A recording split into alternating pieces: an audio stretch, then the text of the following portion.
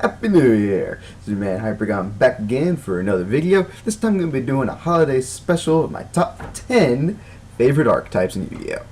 Before I get started on that, what is an archetype? Well, an archetype is a series of cards that are related to each other both in name and overall effects. For example, you have the heroes who are all related to each other by the name Elemental Hero or Destiny Hero or whichever version of heroes it is that you're using. And a lot of their support cards, be it the spells and the traps, while they may not always have the word or the name of the archetype in the name, you still know that they're related to it because it references them in the card effect and works specifically for them. There's a lot of them that have been coming about ever since GX became a thing, and I want to say they were even a thing in the original with the Harpies that Mai used, but they weren't really as well developed as a lot of the later ones were.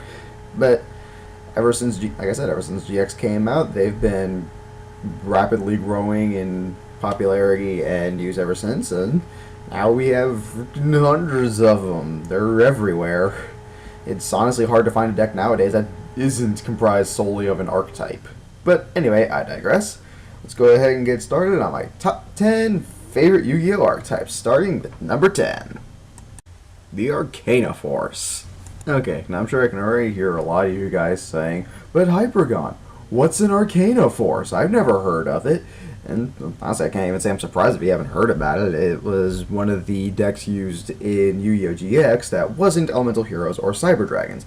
Ergo, it didn't exactly take off with amazing popularity. But that doesn't mean it's not still an interesting deck. The way that they work is they have two effects. One good one, one bad one. And you determine which effect you get through the flip of a coin. For example, we'll take Arcana Force 7, the Chariot, who, when he's summoned, as they all are, you flip a coin. And depending on whether it lands on heads or tails, you get one of the two effects. The effect for heads says that whenever it destroys an opponent's monster by battle and sends it to the graveyard, you can special summon that destroyed monster to your side of the field. So, Goyo Guardian for basics, I guess. And then, if you get tails, however, your opponent gets control of Arcana Force 7, the Chariot. So it's either you can take control of monsters you destroy on your opponent's side of the field, or they get the monster you just summoned. They're all like that, except for the boss monsters, Arcana Force X, the Light Ruler, and Arcana Force X, the Dark Ruler, who are both just great effects. But they're the boss monsters, so it makes a little bit more sense. That's just how the deck works. You know, you don't know what you're going to get unless you have second coin toss and or use double-sided coins and cheat like a whore. But, no, that's what I like about the deck most, is that you don't know what's going to happen. It's kind of like Light Sworns, but, you know, more chance of a bad side, I guess. It's more chancy, and I kind of like the idea of gambling personally. Not like, you know, to lose money, but just to, like, you know, have a roll the dice, see what's going to happen, not knowing what's going to come out of it, whether you're going to get, like, really good or screwed over completely. It's just kind of fun to see how it works, and I've always really kind of liked things that do that. So Arcana Force to me has just been a really cool deck idea. And the guy that used it in the GX anime, Sartorius, who was the bad guy in Season 2, was really, really cool. He just used his idea of fate and all that stuff through his deck to essentially control and brainwash everyone. It was amazing seeing a chance deck actually used and controlled so perfectly. And really, that's all it comes down to. It's just, I think the character that uses it is cool. I think the deck concept is cool, and it's cool. Anyway, number 9. Red Eyes. Okay, so unlike with the Arcana Force, in this case, I'm actually not a fan of the Red Eyes series because of the anime in any way. I hate to say it, I never really liked Joey all that much. I thought he was kind of annoying. I thought his character concept was interesting, but not really well explored. I don't know, I never was really a big Joey fan. Maybe it was the accent, I don't know. But point in case being, I can't deny that boss monster of his. Red Eyes is so cool. And honestly, I've always liked it more than Blue Eyes. I don't know why. I get Blue Eyes is stronger, but Red Eyes to me was always just a cooler monster. That was what my original deck was based off of, just trying to get out Black Skull Dragon, a Heart and Soul, my baby, I'm never getting rid of that card, and Meteor Black Dragon, just using the two fusion materials for it. Because let's not kid ourselves, back in the day it was pretty much just a race to get Summon Skull first, and with this one, I at least had an out to make a bigger Summon Skull if I needed to. So, was it the best deck in the world? No, of course not. But it was an early deck, so who cared? It was fun. And even now, I still enjoy using the Red Eyes archetype. Even in one of my decks, my Unity deck, I have a Red Eyes Darkness Metal Dragon in there. Partially because it's kind of required for the deck, but also just because it's a dragon deck. Why not? It's a fun card to use in there. Blue Eyes doesn't have an equivalent to that, not that I'm aware of at least. And I don't know, I guess I just like the idea of dark dragons better than I do light dragons. Well, that's my reasoning, I'm sticking to it. Red Eyes, the better dragon of the two. Anyway, number 8. Evil Swarm. Okay, I know, I'm a terrible person, I'm horrible for liking evil swarms, I should just go crawl in some hole somewhere and die. I can already hear you guys saying it, just let me explain myself. I've actually never played evil swarms a day in my life. I've messed with them a little bit on Yu-Gi-Oh! Pro, but I've never actually, like, really taken them that seriously. Conceptually, I just think they're a cool deck type, you know, they all work really well together in unison, they have a lot of options in order to get to their Ophion, which is essentially their only real option, and from there they just basically get like 3 free turns of not having to worry about you doing anything. Potentially more if your opponent's not willing to bait out the Infestation Pandemics. But overall, I really just like it because of its simplicity in shutting down other decks. It's not a complicated deck. It's actually pretty straightforward when you look at it. It's just get your Ophion, use Ophion to get Infestation Pandemic, and that's it. And since he's 2550, he's usually bigger than most basic monsters your opponent can get out. And because of Infestation Pandemic, it doesn't have to worry about back row or card effects for a little while. But, I mean, the only reason it's so low on this deck and why I actually like it is because I don't see it as that bad. I mean, yeah, it's annoying for a few turns, but I mean, if you just play defensively and bait it out with some Mirror Forces and Deep Prisons, it's going to run out of Infestation Pandemics eventually, and then you can actually hit it with your good stuff. At which point, once you're out of Infestation Pandemics, the deck is worthless. It doesn't really do much past that. Even at its high point, it's still pretty meh. But, I don't know, I just kind of like the idea of the Evil Swarms. I think it's a cool deck type. It does what it's supposed to do and does it darn well, which is the idea of an archetype. It's supposed to work together with itself. I think it really is kind of like a less hateable Dark World deck. And we all know how Dark Worlds are. Don't worry, they're nowhere on this list. But, yeah, I just kind of think Evil Swarms are cool. Not much more to it than that. I know I'm a terrible person for saying it, but I like Evil Swarms. Number 7. Infernoids. Okay, so on this one, I'm sure I've gotten one of 2 reactions so far. The first one being, what the heck's an Infernoid? I've never heard of those. And the second one, which should answer the question of the first one, being, how can you possibly like Infernoids? They don't exist yet. They're still OCG exclusive. I know, but Yu-Gi-Oh! Pro's a thing. I've gotten to mess with the deck a little bit on it, and it's kind of fun, actually. For those of you who don't know what the Infernoids are, because you don't look up things compulsively and obsessively like certain other people, the Infernoids are a group of Fire Fiends, the first Fire Fiends, who work by banishing each other to special summon themselves. They can only be special summoned as long as the number of effect monsters you control is 8 or less, so they are restricted somewhat, and they have really broken effects past that. They can all also, with the exception of the big boss monster, Infernoid Nehemith, can banish them, tribute a monster in order to banish a card from your opponent's graveyard. Basically Karma Cut. It's a pretty good little deck too, since they can banish from either the hand or graveyard, or if you have their field spell out, the field as well, which summons tokens that you can also banish. The deck just works really well with each other, and more than anything, more than how good I feel the deck is, even with all its support, all its broken monsters, what I like most about it is the lore. I find demons and demon-based mythos to be really, really cool. I'm not satanic. Do not think that for a second. No. But I still find the idea of demons and hell to be really fascinating. It's a cool concept for me. I like to delve into it. And this deck actually goes into one of my favorite hell-based lore, which is the 7 Princes of Hell. For those of you who don't know what the 7 Princes of Hell is, and if you do and I butcher this horribly, I'm sorry, this is all Wikipedia-based knowledge here. The 7 Princes of Hell are the 7 strongest demons in Hell that are each represented by their own individual sin.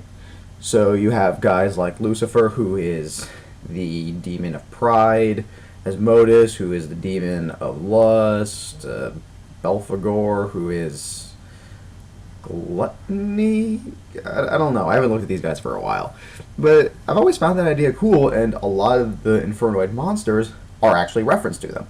For example, there is the level 2 monster Infernoid Belphegor, Beelzebub, who is actually based on Beelzebub, the Lord of Flies. I forget what his sin is, but there's a lot of them like that. There's Lucificus, who is based on Lucifer. There is an Asmodeus, who is based on Asmodeus. And there's a lot of them like that. Now, don't get me wrong, they're not all based off that. They're like the boss monster Nehemith. I have no idea what the hell that is. I've never heard of anything even remotely close to a Nehemith. It's not based on anything that I'm aware of. I'd like to know if it is, but for the time being, I have no clue. It's really just, for me, a cool mythos to the deck. It's a nice little reference to an actual lore that we have in the real world. And on top of that, like I said earlier, the deck is just freaking awesome the way it works. It's nice to finally have a Fire Fiend deck, and one that works pretty well, too. So, that's Infernoids for you. Anyway, number 6. Gravekeepers. I know, I'm a terrible person. I need to go off some far-off hole and die. I get it. I shouldn't like this deck. Let me explain. I actually like this deck for the same reason that I kind of like the Evil Swarms, and that I feel it's a pretty consistent anti-meta deck, and that there's not really enough of those going around. I mean, I'm surprised it's not played more right now, honestly, with all the graveyard-based things we have going on, like Burning Abyss. This deck, in my opinion, would crush them, unless I'm misunderstanding how Gravekeepers work. If I do, you can politely let me know in the comments below, but as far as I can tell, Gravekeepers would whoop their ass. And for good reason, namely Necro Valley, the main card of the deck. For those of you who, for some reason, don't know what Gravekeepers and, more importantly, Necro Valley does, they're an archetype based on shutting out the graveyard. Since a lot of decks are actually very reliant on using the graveyard, this deck serves to come in and give a hearty FU to anyone trying to use any sort of effect in there, because Necro Valley makes that impossible. No card effect can be activated that involves the graveyard. None. So, if you want to Soul Charge, the deck won't let you. Anything like that, it will not work. And it also gives all the Gravekeepers, which by themselves are kind of weak, most not even getting past 1500, a nice little boost of 500 attack points, so they suddenly become 2000 monsters. And even their best level 4, which is 1800, suddenly becomes a 23 beat stick, which is nice. And on top of that, it's just, to me, it's the one that really symbolizes what the original Yu-Gi-Oh! Anime was trying to go for, which is this weird connection to ancient Egypt, since it is a Gravekeeper Egyptian-style deck. It's a cool thing. It's an oldie but a goodie for me. I can't really explain it past that. It's just, I think it's a cool deck idea that still today poses a very real threat to a lot of decks that they just don't take seriously. Anywho, time to go into the upper half of this list, starting with number 5. Photon Galaxy. Okay, now this one might seem a bit weird to hear me saying, but out of everything I've said so far, all the 5 other decks archetypes I've listed so far, this one is so far the only archetype on this list I've actually physically made a deck for. I have never played Arcana Force. I've never actually messed with Red Eyes except for my original deck, which was loosely based on it. I've never touched Evil Swarm, Gravekeepers, and obviously not Infernoids because they don't exist yet. So those ones I just like conceptually. This is the first archetype on this list that I truly, truly like because it's fun to play, and I can vouch for it. There's more to it than that. I also do like it because of the anime and how it was represented through Kaido, who was the Kaiba of Zexal. And while no one can touch Kaiba, no one can touch Kaiba. Kaito did manage to do what Kaiba couldn't. Not lose to his rival protagonist character. Kaito never gets beaten by Yuma, which admittedly is kind of a nerfed statement because it's Yuma, who is inherently terrible. But I mean, it's still more than Kaiba can say about not losing to his rival ever. Truthfully, I think Kaido only ever loses twice in the entire series, and never to Yuma. He only ever loses to people who are competent and good. And that's really all I have to say in terms of it from the anime. In real life, however, I always thought it was kind of cool, not even just with how the deck originally worked, but how it kept evolving to become a better and better deck. Originally, it was just supposed to be kind of like the Mechlord Emperors of 5Ds, where it was just, purely anti-Xyz, which for the time was a great idea because everyone was just Xyz summoning, Xyz summoning, Xyz summoning, overlay, overlay, overlay. But with this, it punishes you for it because if you try and kill their boss monster, Galaxy Eyes Photon Dragon, with any form of Xyz monster, he's just going to activate his effect, banish you and him, and then come back next turn stronger for it because of your fallen off Xyz material. And even if it's not an Xyz monster he's fighting, he can still save himself by banishing. It's kind of an interesting move to pull with it, but hey, if it stalls, it stalls, and if it works, it works. A lot of times it can get past monsters that were special summoned and have ridiculously high attacks with stupid effects. Have things fall off of them, like Xyz materials, or God forbid equip spells if you're doing that for some reason. But it's just kind of a cool deck, and then to see it evolve further from that and become this ginormous beatstick deck, thanks to number 62, Galaxy Eyes Prime Photon Dragon, it's so much better now. It's so easy to get off that 4,000 beat stick and then just know if anything happens to him, he's going to come back 2 turns later with 8,000 attack points. I mean, admittedly, he won't have a Galaxy Eyes underneath him, so he'll only do half damage, but that's still an 8,000 monster you got to get past. That is not easy. Plus, you got things like, I mean, even if you take like some of the big BBs, like 5-headed dragon, he's still a blue eyes too short to take this thing down at its best. And that's not the only thing that can do. Since it's a rank 8 deck, it can also do things like Heliopolis or Felgrand. It has plenty of options even outside of its own archetype, but it's what the archetype itself can do that I like so much. It's the first one on this list that I've actually played myself, and I'm sad to say I don't anymore, but the times we had were real, Galaxy. The times were real. Number 4. Boojins. Story time! Okay, so for those of you who don't know, I'm not what you would call a competitive player. I'm actually about the farthest thing from a competitive player you can probably get. I am incredibly stingy with spending money on cards. I don't like to go more than $1 for main deck or $5 for extra deck. I'll break that rule every once in a while, but it usually takes a lot of winding down my patience with getting a card. And I've never been to a tournament a day in my life. I've considered it, but it's always been shot down by, screw it, that takes work. And for that reason, it's kind of surprising to me that I would have a deck that was considered meta for a long time on here, in the form of Boojins. And the reason for it was, actually, I was kind of infatuated with Boojins as soon as they were revealed, when they were still called the War Gods. That might have had something to do with why I liked them so much, because it sounded cool. And the more I looked into it, I was like, wow, this is actually a really interesting archetype. It works on second up, it's slower than most decks now, and it's focused solely on one monster. This will probably be an affordable deck for me. Oh boy, was I wrong. Well, actually not entirely. For the most part, the deck itself wasn't too bad. There was just one glaring problem. And one little thing. Yamato, who for the longest time ranged from $30 to $40 a card.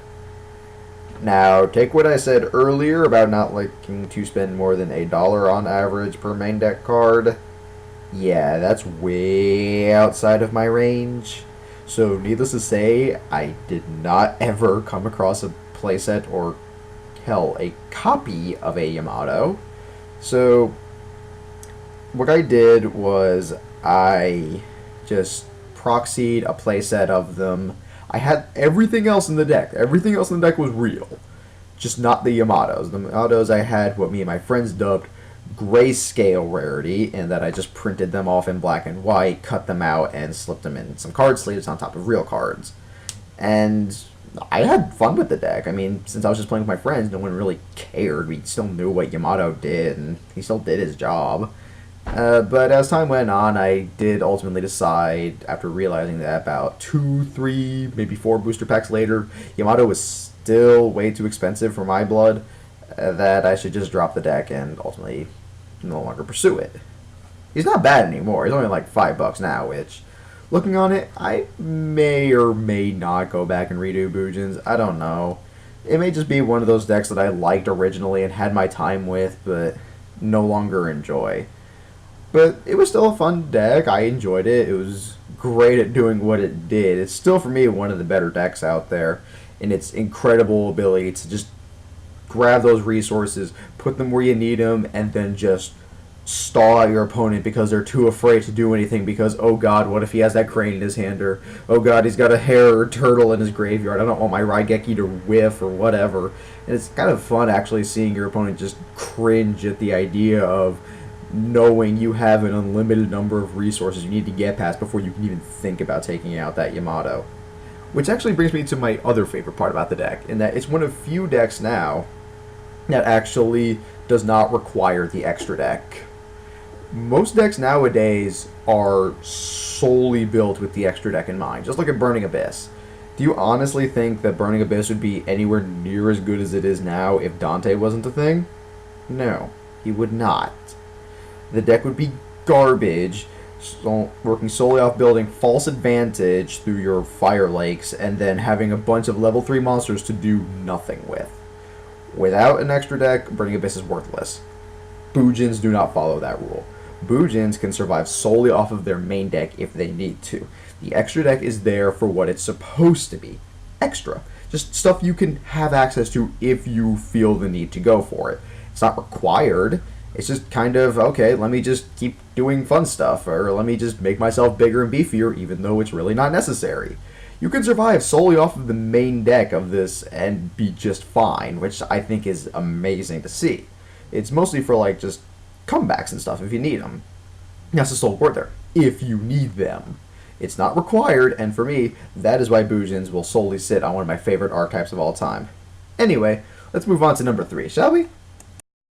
Cyber Dragons. Alright, so before I put this out there, this is actually the last deck on this list I have actually never owned or played. The other two that are above this, I do own and have played. This is the last one I have actually never myself owned or messed with in any way. But the reason it's so high on my list is because it's such a versatile deck. Honestly, you can drop Cyber Dragons in just about any deck realistically and probably be okay with it. I mean, you can use it for scraps I've seen it in some Galaxy builds, I've seen it used in bunch of other stuff really, and even within its own deck it's still pretty amazing with what it can do with like Cybernova, especially with all the new structure deck stuff that came out for it. It's just a really good strong deck. It's always nice to have that free 2100 beater. And for those of you who don't think it's free, have you ever actually tried playing Cyber Dragons? Even a little? It's free. Getting that monster out is about the easiest thing you will ever do. It is just let your opponent play the game. They will fulfill the condition for you. It's easy. But for me, what I really like about it, like I said, is just the diversity of it, how many other decks it can go in. Even its off-brand cousin, the Cyber Darks, are pretty good too. I once had a time where I was messing with the Cyber Dark Dragunity build, and it was a lot of fun, you know. A lot of my Dragunity tuners were able to actually benefit from their effects more than they could in a standard Dragunity deck. You have Atlas's Popping Effect, which, since all the Cyber Darks make it so that the monster that would fall off of them is if they would be destroyed, the monster that's attached to them falls off first. Atlas's Popping Effect will always go off if he would be destroyed by battle, which is kind of a fun little effect to have. And then, you know, you have Brandistox attacking twice, Phalanx can still do Phalanx stuff, or he special summons himself for a quick 6-star synchro. It's just a kind of a fun build for it, and while it's not that good, I still did enjoy kind of messing with Cyber Darks a little bit. Plus, there's Zane. Oh, Zane. The real Kaiba of the GX era, I think we can all agree. Sorry, Chaz, your Ojamas aren't quite there. But Zane really did show how cool both the Cyber Dragons and the Cyber Dark archetype could be for me. he was just so cool. Either when he was the cool comic collector originally, or when he became that dark, twisted psychopath who just loved to duel to kill. He was just really cool with it, and the Cyber Dragons for me were kind of like that slightly weaker version of the Blue Eyes deck that still showed you just how much it could hurt. Plus, it was one of the two big archetypes from the GX era that really took off, that and Heroes. And sorry to say, Heroes not on this list, so I like Cyber Dragons more than Heroes. Alright guys. Anywho, let's go ahead and get started with number 2. Infernity. I know, I'm a terrible person. I need to go off in some far off hole and die somewhere. I'm a terrible person. I shouldn't like this deck. Let me explain. I know Infernities are like one of the single most hated decks ever, probably second to Dark Worlds, and I may even be wrong on that. They may be the most hated. But I just love them. And not because they're good. That's actually not why. I enjoy that they are good, but that's not why I like them. The main reason I actually like them is because of the Yu-Gi-Oh! 5D's anime and how they were used by Callan Kessler. To me, Callan is easily one of the coolest characters out of the entire series. Because he went crazy, he became a bad guy, which I do actually kind of like the concept of, and then he became good again, which, again, I really, really like characters that go through like that internal struggle on good and evil. And for me, the Infernities were just such a cool archetype to see with this guy. They even explain it as Callan views this deck as a representation of himself, where even when he has nothing, he still has the strength to go on, in that the Infernities rely on not having a hand in order to get their effects off. Which is actually a really cool way of thinking about it. That even when you're down, you still can persevere just through using what you've got. And God, I just love Infernity so much. It's such a cool fiend deck. I've always liked them in the anime, and when I tried them out in real life, I just fell in love with them. Yes, because they're good. I'm not gonna lie again, I do love how good they are, but it's not the sole reason why I like them. I get that they're trolly, I get that they're a hated deck, just not by me. I just love them too much to ever think anything badly of them. Say what you will about me about the Infernities, I get that it's an asshole deck to play, but I still like them. Even with 3 of their cards being hit to 1, which I think does show how strong the deck is that Konami hates them so much. I still will play the deck until the ends of time. It's just a fun one for me. Hate me if you will, but I just like Infernities. Number 1. Ice Barriers. I'm sure a lot of you guys saw this coming. You know, to me, Ice Barriers are just such a cool deck with how they work. All the cards work really well in tangent with each other, and while it may not have had a good anime representation, or any to be honest with that, I've always really liked the Ice Barriers. I think they're a really cool deck. They just work well together, and honestly, one of the best decks I've ever seen. I'm sorry, guys. I couldn't do that with a straight face for any longer. Oh, God. No. My real number 1 is Dragunities. So for anyone who's been following me through my still pretty young YouTuber career, you will probably be able to figure out that I have a thing going for Dragunities, in that 2 of my 6, I think, videos are about them, in my December deck profile of Dragunities and of my combo video of Dragunities, which admittedly I did leave a few out, and I may do a part 2. But anyway, for me, Dragunities have always held a special place in my heart, in that they're actually the deck that got me back into Yu-Gi-Oh! When I was younger and the game first came out, I was really only playing it with my younger brother. I didn't really have a whole lot of friends that were that into it. So around the time we dropped out of it in like middle school, it just kind of stayed dead for me. I had a friend that tried to get me back into it in high school, where I made a sort of impromptu dragon deck, which was alright, but, you know, it was still very amateurish, wasn't very well built. And this was actually about the time that Yu-Gi-Oh! 5Ds was out, but I hadn't actually given it any thought, because, you know, in my mind Yu-Gi-Oh! Was kind of dead. I was just now trying to get back into it. So, one of the cards I was always looking for this was a 5-headed dragon. And since I had not heard or even given thought to the concept of buying cards online, I went solely through, like, Target and stuff like that. Well, I eventually happened to come across one of the five-headed dragons that I needed for my deck. It happened to be in like this little clear box thing that had a bunch of other cards in it. I now know that that was a fake five-headed dragon, but the other cards in there were real, namely the structure deck that was included with it. That structure deck, Dragunities. Well, I didn't actually touch it then. I saw it as like, yeah, that seems kind of weird. So I just kind of let it be. Then I went to college, where a lot of my friends were, a lot of friends I made were still playing Yu-Gi-Oh! So I was like, oh, cool. I can bring my cards over. And so I was looking at my dragon deck, and I was like, I'm not sure I really want to do with this deck. Because I saw them, and they were all doing really good, and I did not have the confidence in this deck. So I looked over those Unity cards that I saw, and I was like, well, let's see how these guys do. And I loved them. Again, it was the structure deck version, but they were just so much fun for me. And it was a deck that I just kind of fell in love with. It kind of became associated with me, because none of my other friends did or do play Dragunities. I'm still the only one that I know that does. And it just kind of evolved throughout the years. I kept adding things, and by the time I got it up to its peak, where I finally had the triple ducks, not triple, but enough phalanx, I ran two. Triple Ravine, when they came out, the Triple Tempest, it was a glorious time to behold. I loved that deck so much then. It just did so much stupid stuff. Then January 2014 happened.